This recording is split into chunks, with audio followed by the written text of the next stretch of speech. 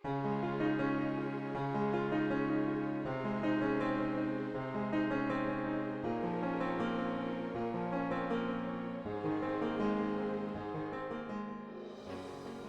mengawali siara virtual kita saat ini, kita siapkan salib Yesus, hati dan pikiran kita.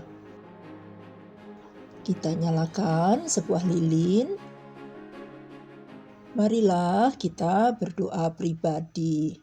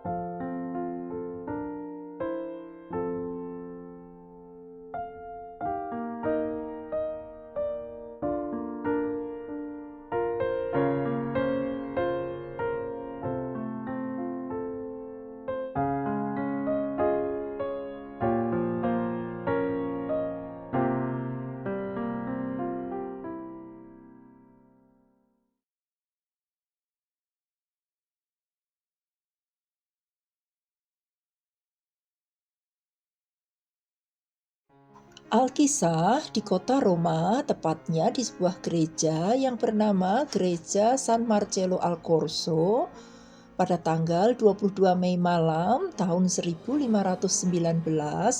terjadi kebakaran hebat. Bagian tertua dari gereja tersebut hancur total dan benda-benda yang terbuat dari kayu terbakar habis, kecuali salib Yesus yang menjadi benda satu-satunya dari kayu tidak terbakar dan tetap tertinggal di gereja itu. Keajaiban ini memberikan keyakinan bagi umat bahwa Yesus selalu hadir dalam segala kesulitan dan akan memberi kemenangan bagi yang percaya dan mengikuti jalannya. Gereja San Marcello merupakan sebuah gereja kuno yang dibangun di atas penjara Paus Marcello pertama yang wafat pada tahun 309. Catatan tentang gereja ini baru muncul pada tanggal 29 Desember tahun 418 saat terpilihnya Paus Bonifacius pertama di tempat itu. Berjalannya waktu, gereja ini rusak berat dan dibenahi pertama kali pada abad ke-8 oleh Paus Adrianus pertama. Pada tahun 1369, pengelolaan gereja diserahkan kepada Ordine dei Servi di Maria atau Ordo Hamba-Hamba Maria. Setelah gereja terbakar pada tahun 1519, pembangunan total diserahkan kepada para arsitek ternama di Italia. Di antaranya adalah Giovanni Mangone, Giovanni da Firenze, Nanni di Baccio Biggio. Pembangunan gereja baru selesai pada abad ke-18. Saat ini kita berada di Via del Corso, atau sebuah jalan yang dikenal sebagai pusat perbelanjaan bagi turis di kota Roma. Kita langsung menuju ke gereja San Marcello al Corso. Di depan kita inilah gereja yang akan kita kunjungi. Bisa kita lihat ada dua buah patung karya Francesco Cavallini yang dibuat pada tahun 1686. Patung di sebelah kiri adalah patung Santo Marcello dan yang di sebelah kanan adalah patung Santo Filippo Benizzi.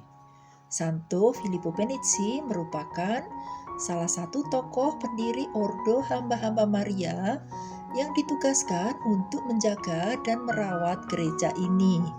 Sementara di bagian tengah yang berbentuk lingkaran adalah karya dari Antonio Raggi pada tahun 1683 hingga 1684 mengisahkan Santo Filippo Penizzi menolak saat akan dinominasikan menjadi paus.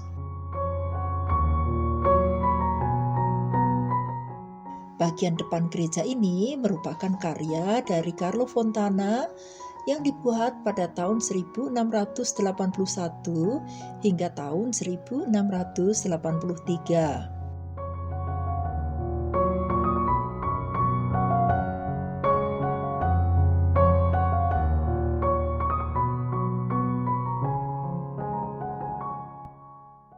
Mari kita masuk ke dalam gereja.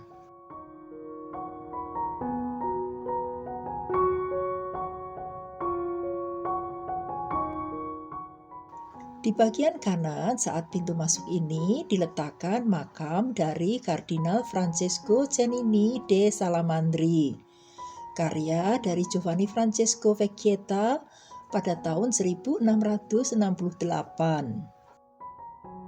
Gereja ini sudah bergaya arsitektur Renaissance dan berbentuk persegi panjang dengan masing-masing sisi dihiasi 5 buah kapel yang didedikasikan kepada figur-figur penting dalam gereja. Dekorasi dari gereja di bagian atas merupakan persembahan dari keluarga bangsawan Romawi yang bernama Vitelli. Dekorasi di atas itu menggambarkan kemenangan Bunda Maria Immaculata, karya dari Carlo Lombardi pada tahun 1592 hingga 1594. Kapel ini dipersembahkan untuk Bunda Maria saat menerima kabar gembira dari malaikat Gabriel, karya Lazzaro Baldi pada tahun 1632 hingga 1703. Ini adalah patung Pieta dari kayu dibuat pada tahun 1700. Karya lukisnya adalah seorang seniman yang bernama Tarquino Ligusti dari kota Viterbo. Ini adalah kapel yang dipersembahkan untuk Santa Degna dan Santa Merita. Catatan tentang kedua Santa Martir ini tidak banyak disebutkan, tetapi mereka berdua menjadi martir pada saat awal kekristenan di kota Roma. Lukisan tentang Santa Degna dan Santa Merita dibuat oleh Pietro Barberi pada tahun 1684 hingga 1730. Monumen marmer di kanan dan kiri altar adalah karya dari Bernardino Capetti pada tahun 1669 hingga 1736.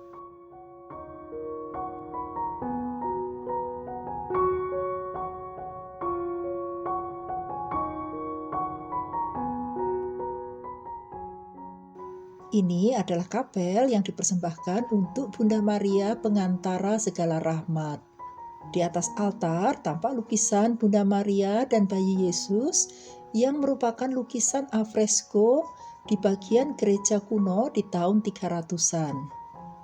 Sementara di sekelilingnya merupakan lukisan dari Francesco Salviati tahun 1563 yang menggambarkan kehidupan Bunda Maria.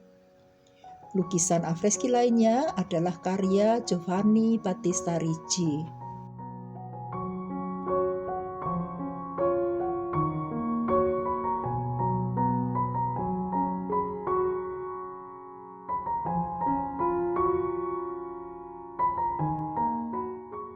Di depan ini juga dipasang lukisan Bunda Maria pengurai simpul masalah. Devosi kepada Bunda Maria pengurai simpul masalah dimulai di Jerman sekitar tahun 1700. Melalui devosi ini, umat beriman memohon dengan perantaraan Bunda Maria agar dapat terurai simpul-simpul masalah yang menghalangi mereka untuk bersatu dengan Allah.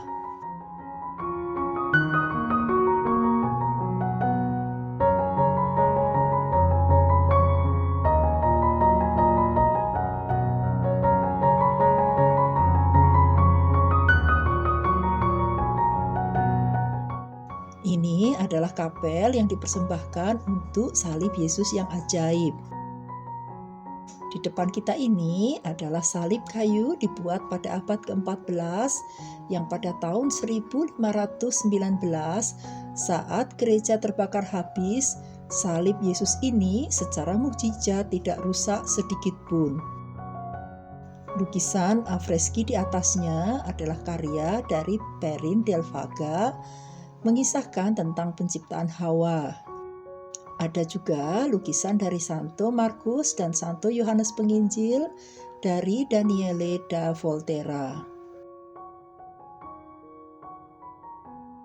Mari kita pandang salib Yesus yang ajaib itu.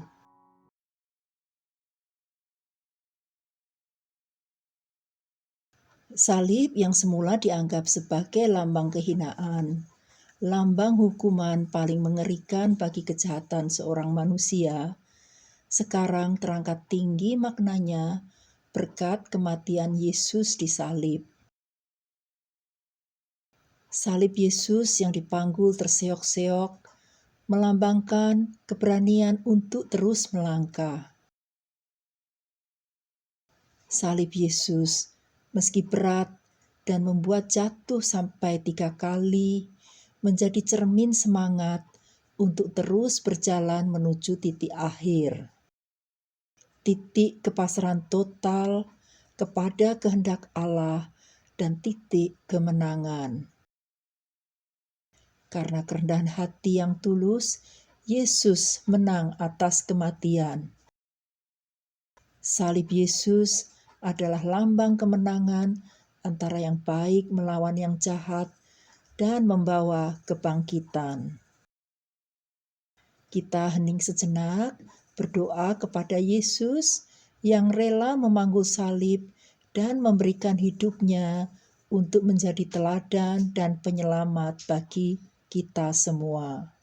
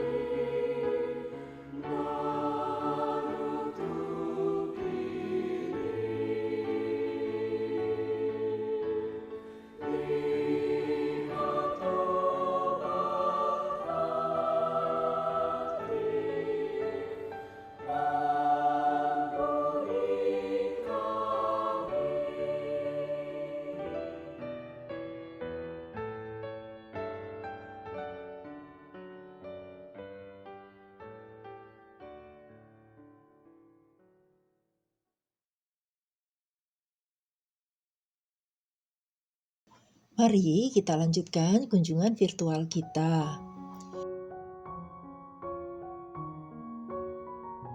Ini adalah patung dari Paus Marcello pertama. Kapel terakhir dari sisi kanan ini dipersembahkan untuk Santo Pellegrino Laziosi. Awalnya kapel ini didedikasikan untuk Santo Antonius dari Padova. Namun pada tahun 1716 oleh Kardinal Fabrizio Paolucci dipersembahkan kepada Santo Pellegrino Laziosi. Lukisan di altar dan di kanan kiri kapel adalah karya dari Aureliano Milani pada tahun 1675 hingga 1749. Lukisan-lukisan itu mengisahkan tentang berbagai mukjizat yang dibuat oleh Santo Pellegrino semasa hidupnya.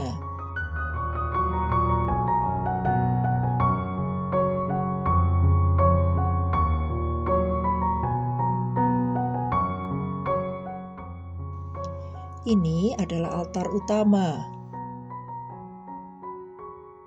Lukisan di atas altar utama adalah karya dari Silverio Caparoni pada tahun 1862.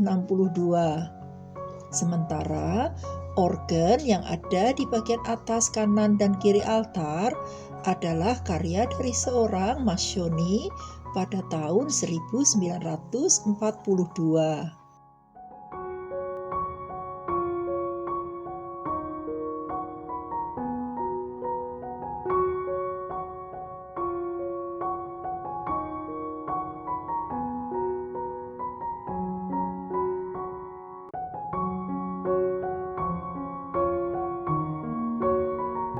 Kapel selanjutnya adalah kapel yang dipersembahkan untuk Santo Filippo Benizzi. Di atas altar ada lukisan Santo Filippo Benizzi bersama Santo Alessio dan Santa Giuliana Falconieri, karya dari Pier Leone Gezzi pada tahun 1674 hingga 1745. Sementara lukisan afresko di tembok kanan dan kiri adalah karya dari Bernardino Gagliardi pada tahun 1609 hingga 1660.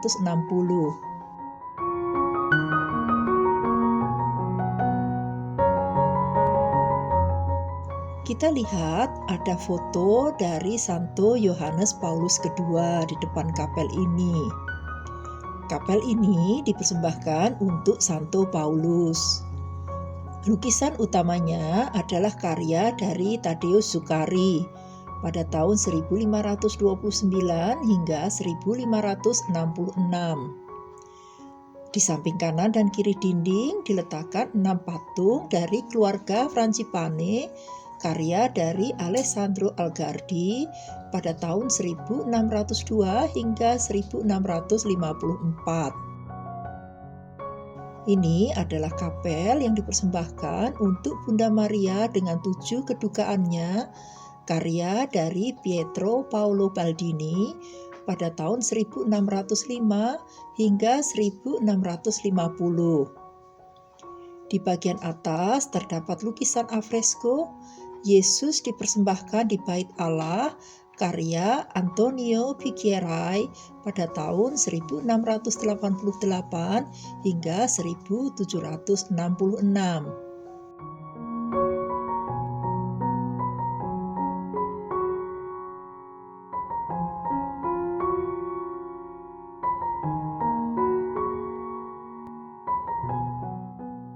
Kapel di sebelah ini tertutup dengan kandang Natal yang meskipun sudah lewat perayaan Natal masih belum dibongkar. Kapel di belakang kandang Natal ini dipersembahkan untuk Santa Maria Magdalena. Kapel ini dipersembahkan untuk 7 orang suci pendiri Ordo Hamba-Hamba Maria atau Ordine Dei Serviti di Maria. Di kapel ini juga diletakkan gambar Padre Pio, Santa Gemma Galgani, dan lukisan Yesus dengan koronka kerahiman. Di altar utama dilukiskan Bunda Maria bersama 7 pendiri Ordo Hamba-Hamba Maria, karya dari Agostino Masucci pada tahun 1690 hingga 1768. Di sisi kanan dan kiri adalah lukisan dari Paolo Baldini.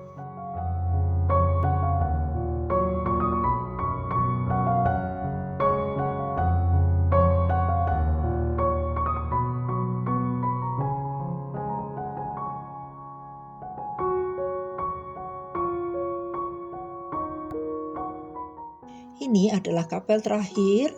Semula adalah tempat pembaptisan atau disebut juga sebagai baptistero. Tetapi pada tahun 1952 diubah menjadi kapel yang dipersembahkan untuk Santo Antonio Maria Pucci dari Ordo Hamba-Hamba Maria. Ini adalah makam dari Kardinal Giovanni Michiel dan Bapak Uskup Antonio Orso, karya dari Andrea dan Jacopo Sansovino. Ini adalah lukisan penyaliban Yesus, karya dari Giovanni Battista Ricci pada tahun 1613.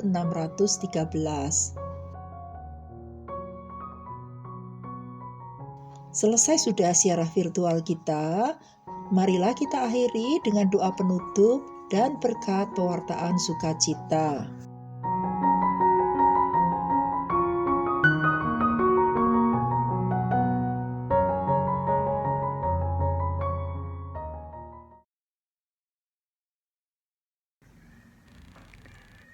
Peziarahan adalah sebuah persembahan. Zaman dahulu orang berziarah dengan berjalan kaki. Perjalanan selama peziarahan tidak mudah dan bahkan penuh tantangan dan bahaya. Semua kesulitan dan ketidaknyamanan dalam peziarahan itu dipersembahkan kepada Tuhan. Oleh karenanya, peziarahan adalah juga ungkapan cinta kita kepada Tuhan. Puncak ungkapan cinta kasih itu adalah salib. Cinta Tuhan Yesus yang mengikuti kehendak Bapa menjadi penuh dalam pengorbanannya di kayu salib. Kepenuhan cinta itu meluap-luap luber, mengairi seluruh dunia dan menjadi rahmat keselamatan bagi kita. Itulah sebabnya kita yang mengikuti Tuhan Yesus tidak takut apapun, sebab salib Yesus adalah kepenuhan cinta Allah Tritunggal Maha Kudus. Dalam peristiwa salib di Golgota, Tuhan Yesus direndahkan serendah-rendahnya. Namun ia mulia dalam kebangkitannya. Dan dalam peristiwa hidup kita, mungkin kita juga mengalami situasi yang rendah atau direndahkan entah oleh orang lain atau situasi apapun. Maka ketika kita memanggul salib, kita hendak mengikuti Yesus. Menghibur mereka yang menangis. Berendah hati menjaga kesetiaan dalam tugas kita, mengampuni mereka yang menyalibkannya. Dalam masa pandemi ini, ada banyak macam kehancuran yang dialami oleh manusia di seluruh dunia. Mungkin Anda, saya termasuk di dalamnya. Entah sakit, entah kehilangan orang-orang yang kita cintai, atau kehilangan mata pencaharian, atau stres, keterpurukan yang terjadi dalam hidup kita gara-gara pandemi yang terjadi sekarang ini. Kita bagaikan memanggul salib kecil. Ketika salib Santo Marcello diarak menuju Vatikan, kita hendak mengusir pandemi dari hidup kita. Namun marilah kita ingat bahwa pertama-tama bukan pandemi virus yang kita pinggirkan dari hidup kita, namun keterpurukan batin kita itu yang ingin kita usir dari dalam hidup kita. Rasa frustrasi dan putus asa yang sudah lama merajalela di dalam batin kita Itu yang ingin kita singkirkan dari hidup kita. Seorang pemanggul salib tidak tinggal dalam kehancuran, namun tumbuh dan bangkit. Bagaimanapun, salib kita toh hanya kecil saja dibanding salib Yesus di Kalvari. Saudara-saudariku yang terkasih, marilah kita berdoa. Dan saya mengajak Anda sekalian berdoa melalui sebuah lagu yang berjudul Salib Kecilku. Lagu ini digubah oleh Suster Cecilia Rizky MC. Beliau wafat di usia yang relatif muda, 40 tahun, pada tahun 2017 yang lalu di kota Roma. Kata-kata yang dituliskannya adalah seperti ini. Mari kita renungkan. Tersungkur aku di bawah salibmu, tanpa suara, tanpa kata. Tak ku mengerti jalan hidup ini, kemanakah aku kau bawa pergi. Terpuruk aku dalam sesalku, dalam resahku, dalam lelahku. Berat bebanku, tak sanggup aku tanpamu. Di mana kau ku cari, Tuhan? Kupandang rentang tanganmu terbuka bagi hadirku. Meneguhkanku engkau berkata, rebahlah kau di dekatku, ku alirkan kau cintaku. Lepaskan lelah jiwamu, ku berikan kau kuatku. Janganlah bimbang hatimu. Aku di sini di sisimu, belajarlah dariku, memanggul salib kecilmu. Tak mudah ya Tuhan mewujudkan hasrat. Dalam rapuhku, dalam lemahku, namun di dalam Engkau, ku tahu aku mampu berkata, kehendak-Mu Tuhan, terjadilah. Kupandang tangan-Mu terbuka bagi hadirku. Teguhkanku engkau berkata, rebahlah kau di dekatku, ku alirkan kau cintaku.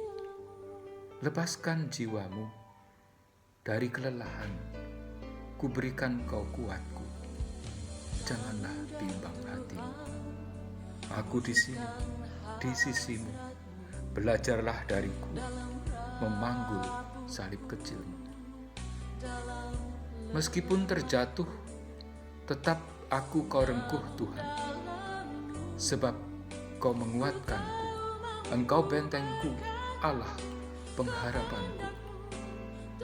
Aku berlari ke dekatmu, merasakan damai kasih-Mu, meletakkan rasa resah jiwaku di bawah kaki salib-Mu. Berjalanlah, engkau Tuhan sahabatku, engkau di sini, di sisiku. Mencintaimu sepenuhnya dalam salib kecilku. Mencintaimu sepenuhnya dalam salib kecilku. Dan menemukan cintamu, cintaku dalam salib kecilku. Tuhan, dalam salib kecilku.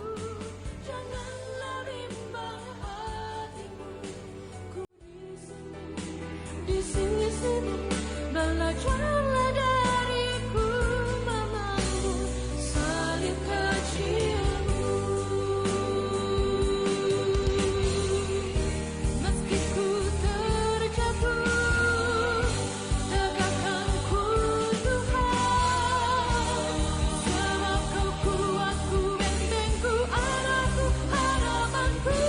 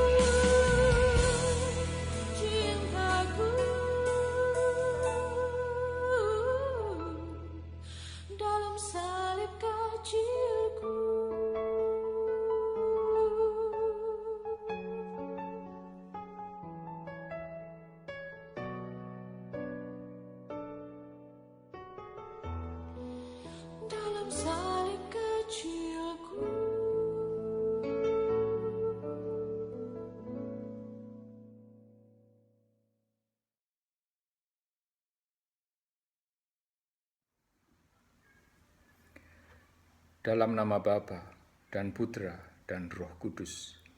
Amin. Allah yang Maha Kasih, Engkau mengetahui hidup kami lebih baik daripada pikiran kami masing-masing. Engkau merasa lebih terang daripada hati kami orang per orang. Sentuhlah hidup kami dengan Roh-Mu yang kudus.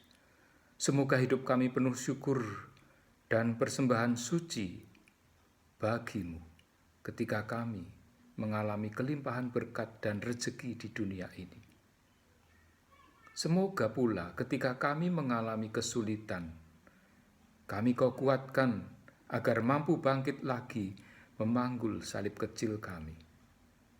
Bebas dari keterpurukan, dari sakit hati, dari dendam, dan lepas dari dosa-dosa yang mengikat kami dalam kenistaan.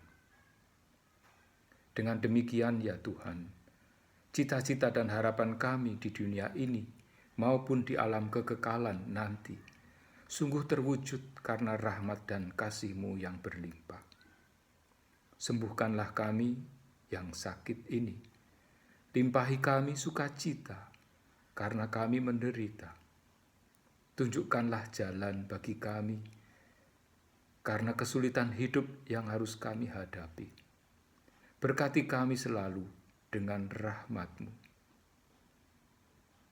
Demi Yesus Kristus Tuhan dan pengantara kami, yang bersatu dengan Dikau dan Roh Kudus, hidup dan berkuasa, kini dan sepanjang masa. Amin. Semoga saudara-saudari sekalian diberkati oleh Allah yang Maha Kuasa, Bapa dan Putra dan Roh Kudus. Amin. Pesiaran kita pada hari ini sudah selesai.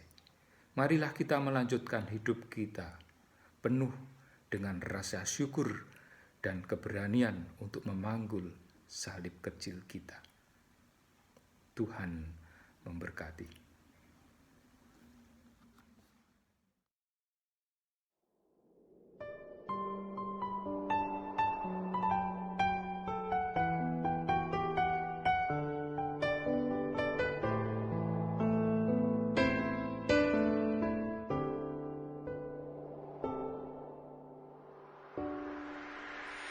Tersungkur aku di bawah salib-Mu, tanpa suara,